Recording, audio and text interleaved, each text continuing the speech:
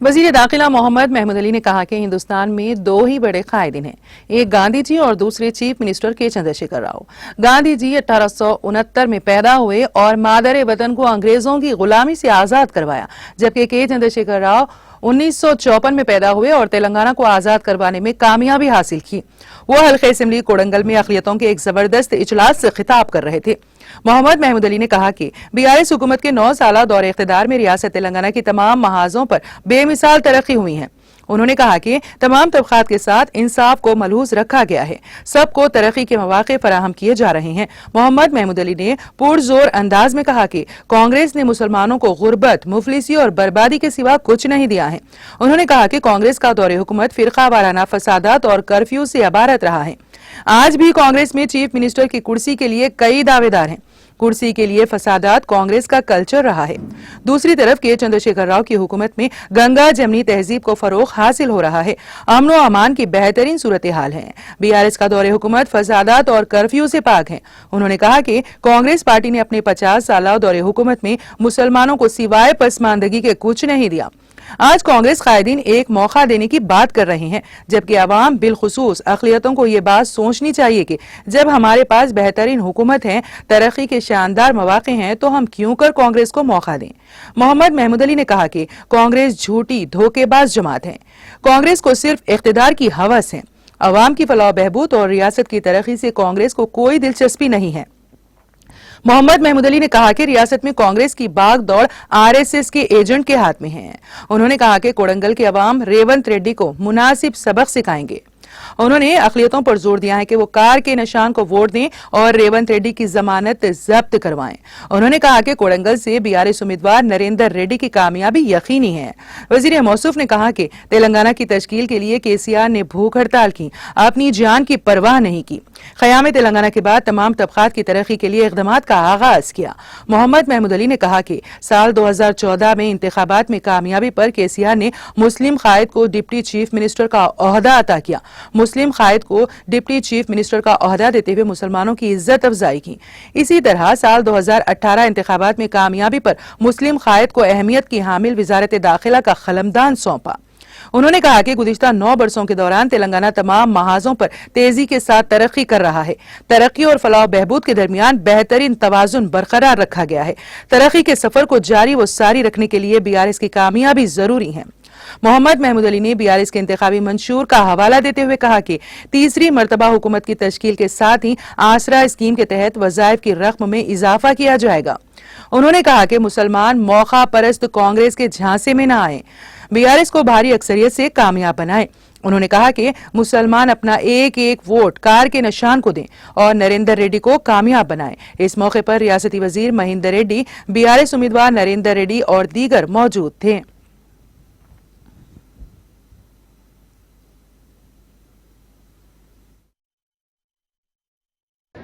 हमारी स्टेट में मुसलमान भी तरक्की करें। मैं आप नौजवानों से, हमारे बुजुर्गों से पूछना चाहता हूं, हमारी बर्बादी के जिम्मेदार कौन है? हमारी बर्बादी के जिम्मेदार यही कांग्रेस है। हमें तालीम नहीं दी, हमें रोजगार नहीं दी, हमें हर शोबे हयात में बैकवर्ड बनाने वाली कोई पार्टी है तो वो कांग्रेस पार्टी है। ऐसी पार्टी को फिर कभी मौका मिलना नहीं चाहिए। मैं तमाम कोडंगल के मुसलमान भाइयों से अपील करना चाहता हूं, हिंदू भाइयों से भी अपील करना चाहता हूं, हमारी स्टेट में इतने अच्छी तरीके से हुकूमत चल रही है। हमारा चीफ मिनिस्टर सारे हिंदुस्तान में, मैं कहना चाहता हूं मौलाना साहब से भी, 2 लोग पैदा हुए हिंदुस्तान में। एक महात्मा गांधी 1869 में पैदा हुए थे, जिन्होंने हिंदुस्तान को आजादी दिलाई। एक बार गांधी जी से एक सहाफी ने सवाल किया, साहब आप हिंदुस्तान की आजादी करीब आ रही है, फ्यूचर हिंदुस्तान कैसा देखना चाहते हैं? क्योंकि हमारे महात्मा गांधी इस्लाम पे बहुत अच्छा उबूर रखते थे। उन्होंने क्या जवाब दिया? उमर फारूक रज़ियल्लाहु अन्हु की हुकूमत जैसी थी वैसा हिंदुस्तान में हुकूमत करना चाहिए। क्योंकि सारी दुनिया जानती है उनका दौर हुकूमत में जो इंसाफ हुआ है, जो गंगा जमुना तहजीब। उसी तरह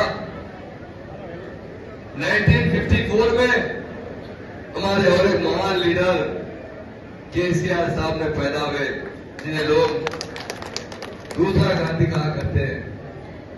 उनका भी एक ही मकसद है, हमारी स्टेट में रहने वाले प्यार और मोहब्बत से रहे, गंगा जमुना तहजीब से रहे। केसीआर साहब जब सियासी लीडरों से बात करते हैं तो एक बात कहते हैं, लीडर बनना है तो पहले अपने वतन से मोहब्बत करना चाहिए। अगर लीडर बनना है तो दूसरा है तो अपने वतन में बसने वालों से मोहब्बत करना चाहिए। ये जातवाद फिरका परस्ती ये किसका देन है? जो फिरका परस्त लोग हैं वो हमारी तरक्की नहीं चाहते हैं। उसी के साथ चलने वाले यही कांग्रेस भी है। हमारी स्टेट में हमारे चीफ मिनिस्टर ने जिस तरह हुकूमत की उसकी मिसाल हिंदुस्तान में नहीं मिलती है। आज तेलंगाना हरा भरा हो चुका है, पावर में सरप्लस हो चुका है, ड्रिंकिंग वाटर घर घर पहुंचाया जा रहा है। और एक बात कहना चाहता हूं मेरे भाइयों से, सीएम साहब ने वायदा किया जिस तरह किसानों को दलित बंधु दिया जाता है, सॉरी मैंने किसानों को రైతు बंधु రైతు बीमा दिया जाता है, उसी तरह सारे तेलंगाना के आवाम को రైతు बीमे के जरिए 5 लाख रुपए देने का वायदा किया है। ये जरूर हमें मिलेगा। उसी तरह जो हमारा आसरा पेंशन है, जो आज हमें 2000 मिल रहा है, हमारी हुकूमत बनने के बाद 3116 बढ़ते बढ़ते 5000 तक जाएगा। हमारी भाग्य लक्ष्मी के तहत स्कीम के तहत हमारी बहनों को 3-3000 का पेंशन मिलेगा।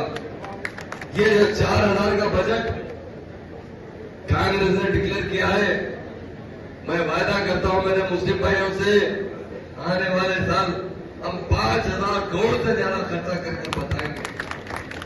ये लोग दूसरे स्टेटों में भी हुकूमत कर रहे हैं। मैं पूछना, हमारे मीडिया के दोस्त भी यहां पर है, राजस्थान में कितने मुसलमान हैं? 85 लाख मुसलमान राजस्थान में रहते हैं। उनका बजट कितना है? 1940 करोड़ रुपए। जहां पर 85 लाख मुसलमान रहते हैं वहां पे 1900 करोड़ से बढ़ा नहीं सके। यहाँ 50 लाख मुसलमान रहते हैं, सीएम साहब 2200 करोड़ दे रहे, आने वाले साल 5000 करोड़ करेंगे। हमेशा तरक्की की तरफ जाएंगे, पीछे की तरफ नहीं आएंगे। इसलिए कांग्रेस एक झूठी जमात है, धोखेबाज जमात है, धोखेबाज वायदे कर रही है, वो कुछ करने वाली नहीं है। करने वाला कोई लीडर है, वो केसीआर साहब। आपका क्या फर्ज बनता है? आप केसीआर साहब से मोहब्बत करते हैं ना? मैं बोलता हूं ना, नरेंद्र राणा को, महेंद्र राणा को, मुसलमान केसीआर साहब को बड़ी मोहब्बत करते हैं। ये तो आवाम की खिदमत करना है। नरेंद्र भाई जीतेंगे और बड़ी मिजाज से जीतेंगे और रेवंत रेड्डी की जमानत नहीं बचेगी। मैं यहां से कहता हूं, रेवंत रेड्डी हमारी हिम्मत नहीं कर सकता। वो कई स्टेटस के अंदर है, कांग्रेस में खुद बहुत इख्तिलाफ है। मैं आपसे पूछना चाहता हूं मेरे भाइयों बहनों से, एक चीफ मिनिस्टर है केसीआर साहब जो 10 साल से मुसलसल हुकूमत करते आ रहे हैं। अगर कांग्रेस के दौर में देखिए 10 साल में 5 चीफ मिनिस्टर बदलते हैं। जब चीफ मिनिस्टर को बदलना होता है, इख्तिलाफ 5 चलाते होते हैं, किसानात होते हैं। मैं आपसे पूछना चाहता हूं, हमें क्यों चाहिए? हमारी अपनी पार्टी हमारे नौजवान के वालिद के बराबर है तो केसीआर साहब है, उम्र रसीदा लोगों के बेटे हैं तो केसीआर साहब है, मेरे बहनों के भाई है तो केसीआर साहब है। तो हमें दिल्ली हुकूमत नहीं चाहिए, हमें गली हुकूमत चाहिए, हमारी हुकूमत चाहिए। हमारे सीएम साहब ने अपनी जान की बाजी लगा रखी, ये तेलंगाना हासिल की है। ये तेलंगाना चुपके नहीं आया। केसीआर साहब ने 11 दिन भूखहड़ताल बैठा था। मेरी भाइयों से पूछना चाहता हूं, मेरे भाइयों से कहना चाहता हूं, आपका बेटा 1 टाइम नहीं खाता है, 2 टाइम नहीं खाता, तीसरे टाइम आप बाहर निकल जाते हैं बच्चे को ढूंढने के लिए, बच्चा सुबह से भूखा है। और हमारे महान नेता ने 11 दिन एक दाना नहीं खाया। 11वें दिन डॉक्टरों ने कहा कि केसीआर साहब को जय तेलंगाना नहीं हो सकता है। कार उठ चुके हैं। कार के निशान पर